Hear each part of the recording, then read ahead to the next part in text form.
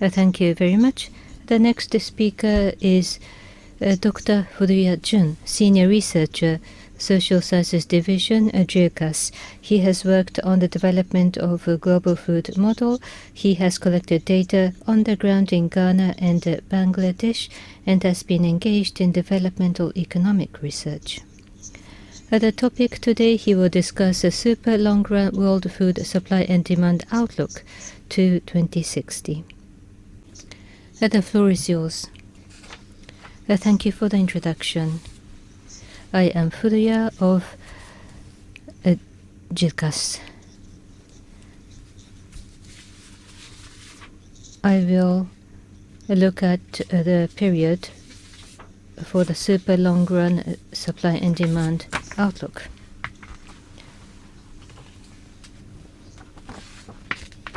About today's topic is the objective and about the simulation and the harvested area and yield for each scenario.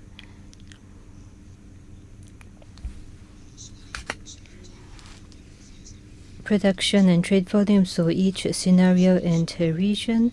The baseline scenario, which is a 2.0 degrees rise. I will talk about this later. And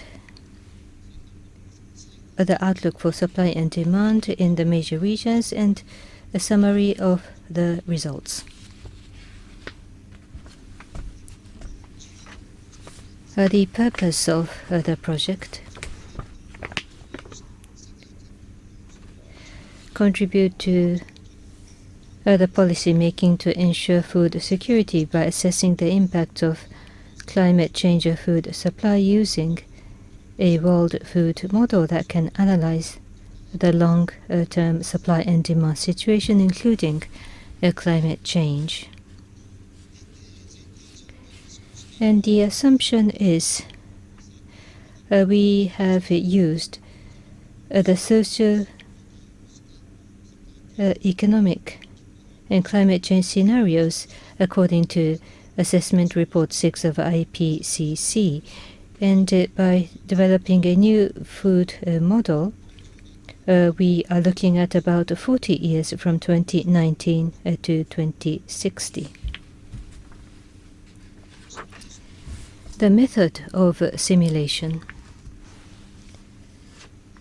First of all, I will briefly talk about the model later. The yield is simulated for each 50-kilometer grid. Just now, Dr. Iizumi discussed about this, and his model is utilized. And the supply and demand, our estimate is based on the price at which the supply and demand reaches an equilibrium across the world every year. But there are limitations to the simulation because there are some aspects that are not reflected or incorporated in the model. First of all, about short-term aspects, geopolitical risks like a relationship with neighboring countries or epidemics or hyperinflation. These kind of short-term supply and demand fluctuations are not incorporated. And uncertainty of the future demand for biofuels, for example, given by a particular scenario, because policies could change, and unfortunately these aspects are not incorporated. And direct climate change effects on livestock production. In the model, unfortunately, for example, per head production and its change are not incorporated. How animals respond to temperature change, unfortunately, that is not incorporated.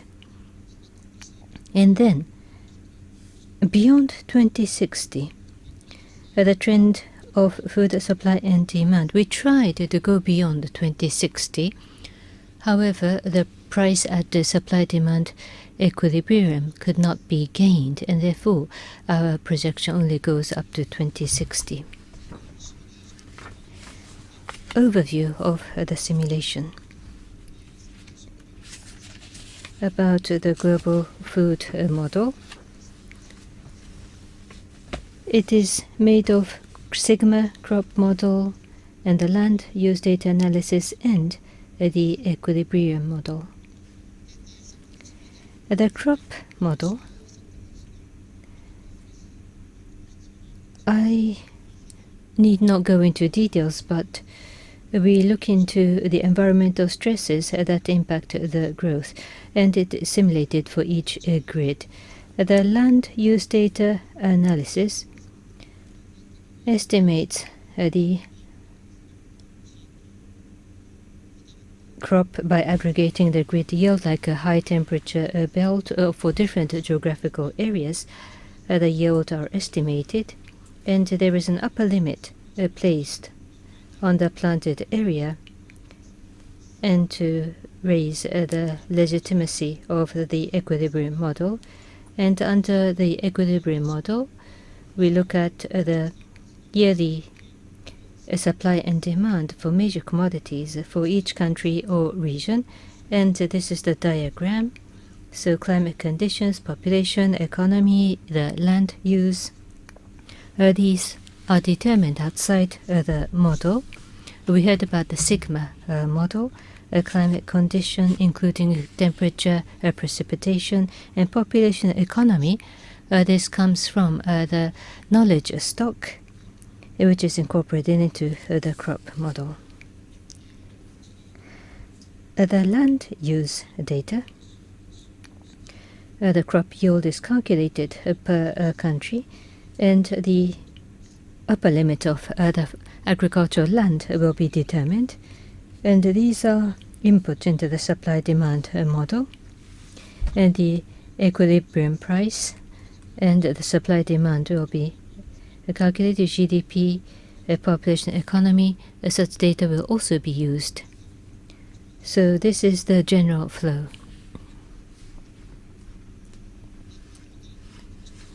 Other characteristic of the model.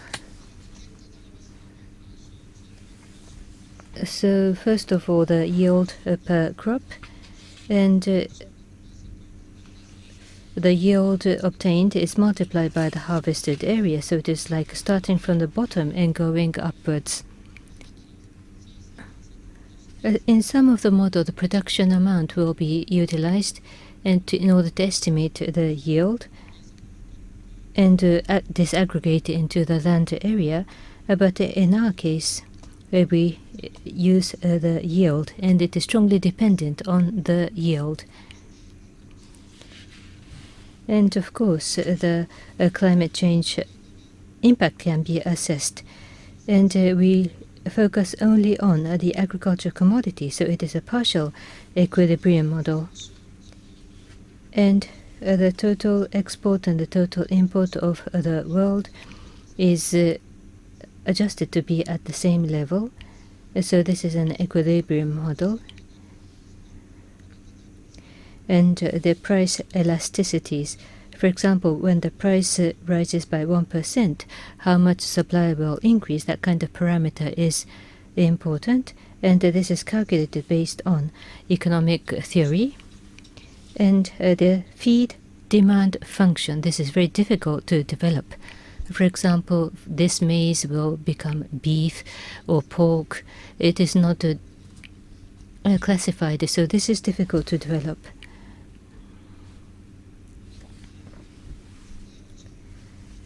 And the world population and the real GDP per capita.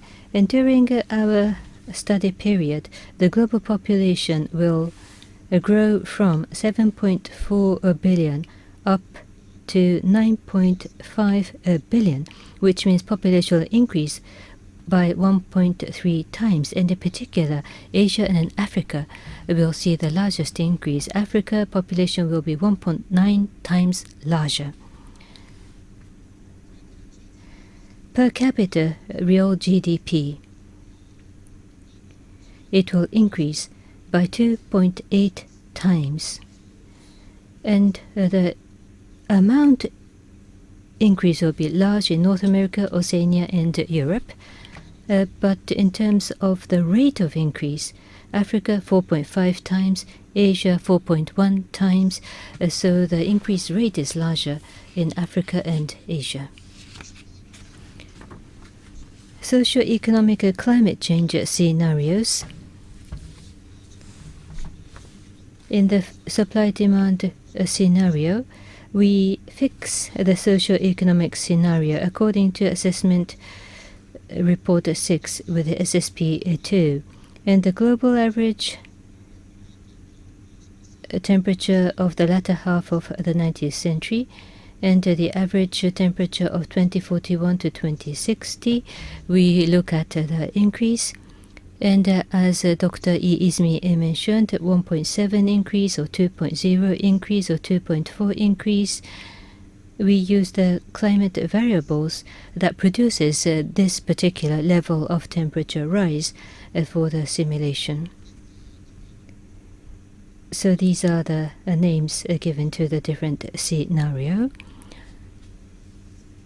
So these are how we call our scenarios according to different temperature rise. 2.0 degree increase. This is what we position as our baseline scenario.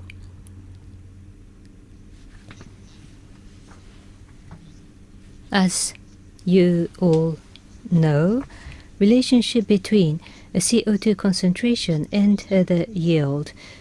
Just to remind ourselves, because rise in the concentration accelerates photosynthesis, which means it's positive, basically, for plant growth.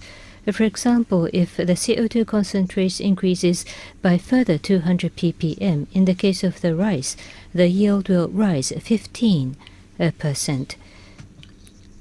Earlier, we heard from Dr. Hasegawa, and it is his findings.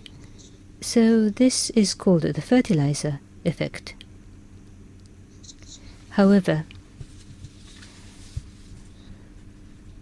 but rice and the wheat is a C3, and the wheat is the C4 fixation plant, and therefore there is a limit to the fertilizer effect. In the case of sorghum, 500 ppm, and it will no longer increase the yield.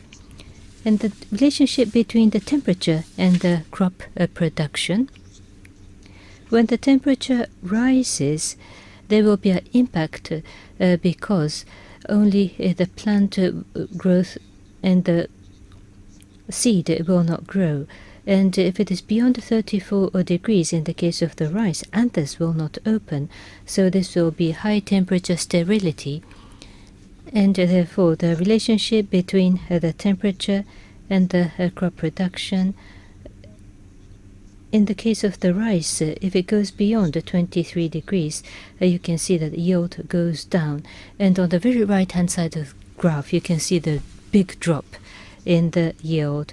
So this is the crop model indicating this kind of relationship or co-relationship. And about the global temperature and the precipitation, we heard from Dr. Izumi. Therefore, I should not be repetitive, but the message is where there is no rain, Latin America, Mediterranean, very little precipitation, it will become very much drier, aridification. The farmland, agricultural land distribution across the world. Under the low temperature rise scenario, the global agricultural land from 980 million hectare under the 1.7 degree scenario, it will go down to 920 million hectare. The reason being because of the mitigation, forest area will be expanded, which means, on the other hand, agricultural land will shrink. Under a 2.0 scenario and 2.4 rise scenario, the areas will increase respectively with the numbers shown on the slide. And the blue-colored areas, which means that the farmland will shrink. In North America and Europe, and in the case of Asia, the forest area declines and the farmland will expand in Europe and North America. Under the 2.4 degree scenario, the farmland will shrink. That is because of the pasture land will increase, and which means that the sowing area, the farmland, will shrink in accordance. And the outlook of the harvested area and the yield for each scenario. The harvested area and the slaughtered head, the number of animals slaughtered, in comparison to the base year, the harvested area for respective crop and for the slaughtered head of each livestock, they both increase moderately. The higher the temperature increase, the harvested area of rice, maize, and soybeans will increase. I mentioned because of the relationship with the change in the forest land area and the total of the global area in the case of rice. The area will increase. The harvested area and the planted area are the same, and in the case of maize, the area will increase, soybean increase, for wheat flat. This is the trend. And the slaughtered animal. Similarly,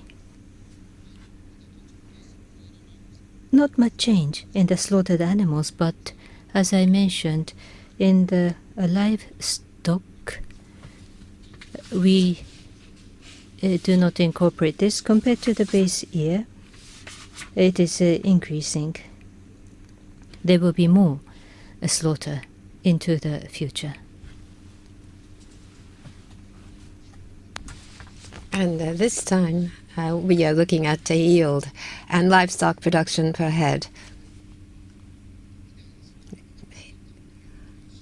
Wheat and rice yields moderately increase.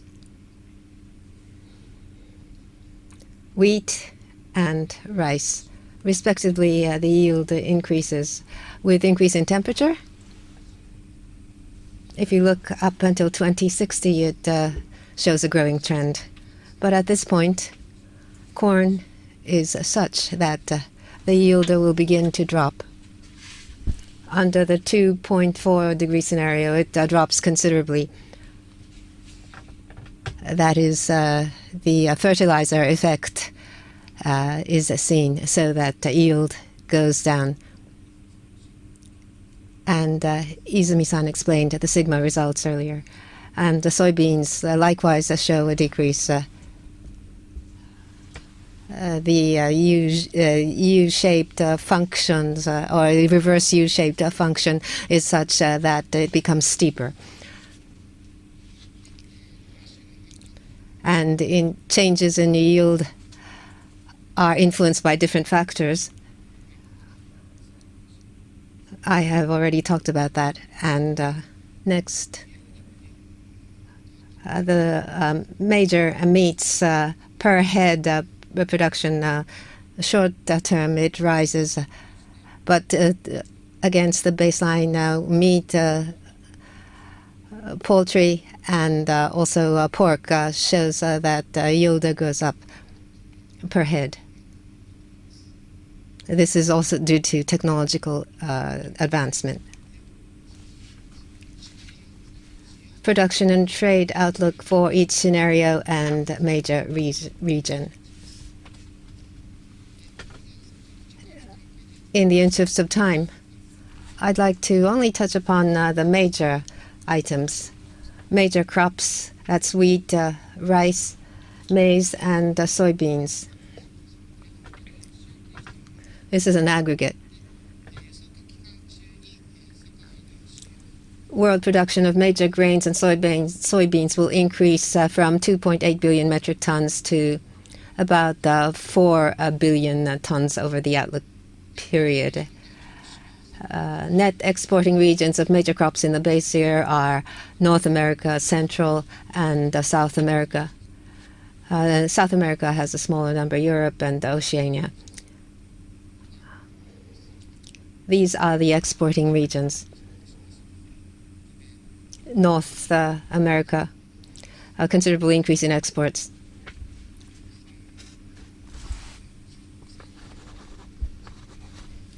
Uh, 32,000 tons. Latin America will not see a large increase in export. Europe will see an increase of 25,000 tons. Sorry, 250 million tons. About 250 million tons. And Asia, imports will increase. In Africa, imports will also increase. So that's the tendency. The export players.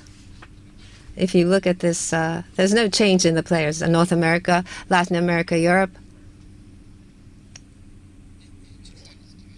On livestock, that's beef, pork, and poultry. Major meats production will go from 300 million tons to 450 million tons or so. 1.5-fold. Exporting regions, North America, Latin America, Europe. These are the major exporters. Oceania exports largely, but the volume is smaller. And as for importing countries, Africa's livestock imports will increase considerably. You need to pay attention to this fact. In Asia, there'll be an increase as well. Middle East, the exporting countries will not change. I have very little time left, so I'll just skip over some of the material. Baseline demand and supply outlook. North America and Asia is what I like to look at. North America will see an increase of population by 27%. GDP will increase for 45%. Exports will largely increase for the following items. Wheat. The yield will increase. That's the backdrop. Maize. A considerable increase here. Yield does not change. There are cases where there's a decline, but the harvest area will increase. That's the backdrop. As for poultry and pork, per head productivity will increase, and that's is the backdrop where for the increase. The net imports will increase for beef. This may run counter to expectations. Pork will see an increase in exports. Poultry, likewise. That's yield. As for pork, there's an expectation that with regard to beef, there's an expectation that there'll be more importing countries. The per head production will increase, but with regard to beef, the livestock slaughtered will increase. The declining slaughter numbers. How much time do I have left? I'm just like to look at Asia.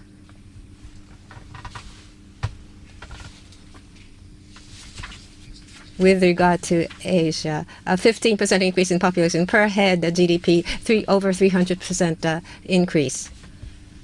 So there's a large increase. With regard to rice,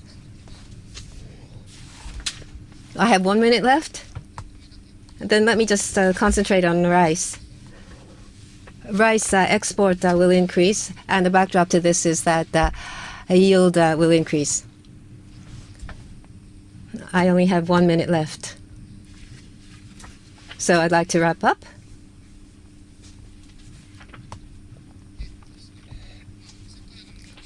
With the yield area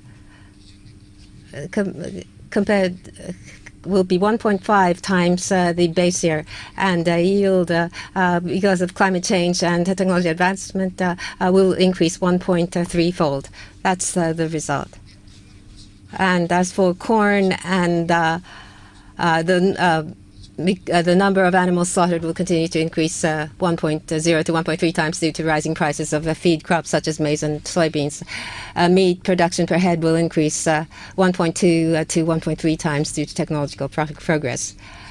And corresponding to the increase in demand due to population growth and economic development, the production of major crops will see an increase in production by 1.4 times, and with regard to meats, 1.5 times. In Asia and Africa, the population and per capita real GDP growth will drive increase in demand. So major crops net imports will increase to 240 to 410 million metric tons. And as for meats, 33 to 39 million, or 33 to 35 million tons is the increase. And in corresponding to this, net exports will increase from North America and Europe. That is the projection. As regards climate change, under the 1.5 scenario where there's a mitigation, forest area has to be secured. So the planting area it will be limited. And so when this is done, the production cannot be increased easily. On the other hand, under the 2.4 degrees scenario, in this case, the temperature increases considerably so that yield drops to a great degree. And as a result of this, the food production cannot be secured.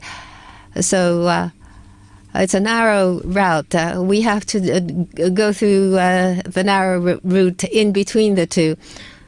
So looking at the world as a whole, we have to take a long-term perspective to determine what route to take and think about food security from such a perspective. So that is all from me. Thank you very much for your kind attention.